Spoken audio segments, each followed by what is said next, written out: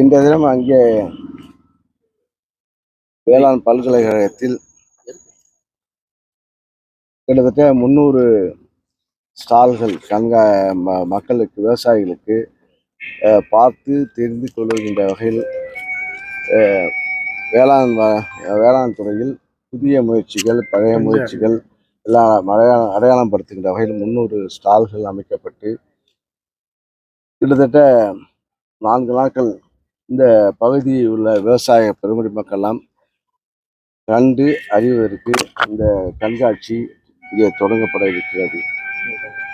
இந்த வேளாண் துறையில் இந்த பல்கலைக்கழகத்தில் புதிய முயற்சிகள் அடிப்படையில் உற்பத்தி செய்கின்ற முறை, பூச்சி தாக்குதல் இல்லாமல் செய்கின்ற முறை, இதேபோல புதிய ரகங்கள் இதையெல்லாம் நேரடி காட்சியாக அமைக்கப்பட்டிருக்கிறது.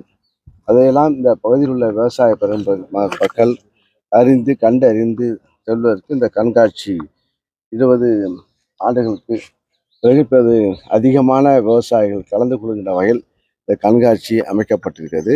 இது இப்போ இந்த இந்த இந்த 3 ஆண்டுகளில் இப்போ நாங்கள் பல இடங்களில் போன்ற கண்காட்சிகள் சிறுதானிய கண்காட்சி நடத்தப்பட்டிருக்கிறது, இயந்திரமயமாக்குதல் கண்காட்சி நடத்தப்பட்டிருக்கிறது.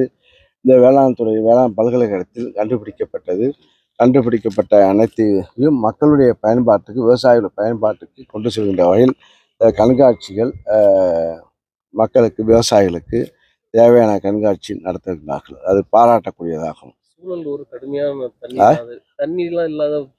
அது இயற்கை,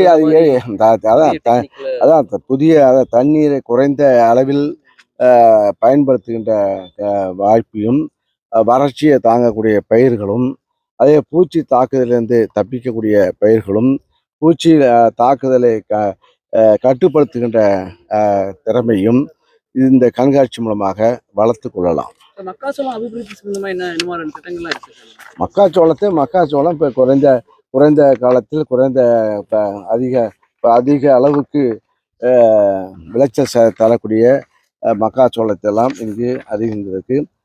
அதே போல வேளாண் பொறியியல் கருவிகள், இன்னும் சொல்லப்போனால் விவசாயிகளுக்கு ஒரு சவால் என்னன்னா, இப்போ விவசாய வேலை செய்கின்ற வேலையாட்கள் குறைந்து கொண்டு வருகின்ற காரணத்தால் அது இயந்திரமாக வேளாண் பொறியியல் கருவிகள் தயாரிக்கப்பட்டு அதன் மூலமாக இப்போது நாங்கள் இன்னும் சொல்லப்போனால் இந்த அரசு பொறுப்பேற்ற பிறகு 3 ஆண்டு காலத்தில் வேளாண் பொறியியல் துறை மூலமாக கருவிகள் இப்போ ஆட்கள் செய்கின்ற அதெல்லாம் கருவிமயமாக்கப்பட்டு இப்போ சிறு கருவிகள் எல்லாம் அதிகமாக கொடுக்கப்பட்டிருக்கிறது.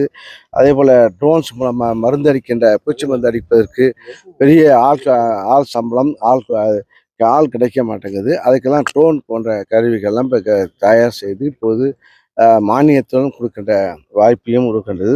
அதே போல் கருத்தரங்க விவசாயிகள் கலந்து கொள்கின்றவை கருத்தரங்குகள், ஆராய்ச்சியாளர்கள் இந்த இந்த இந்த கண்காட்சியுடைய மெயின் இதில் அந்த ஆராய்ச்சியாளர் பல விவசாயத்தை சார்ந்த ஆராய்ச்சியாளர்கள் கலந்து கொள்கின்ற கருத்தரங்கம் நடக்கிறது.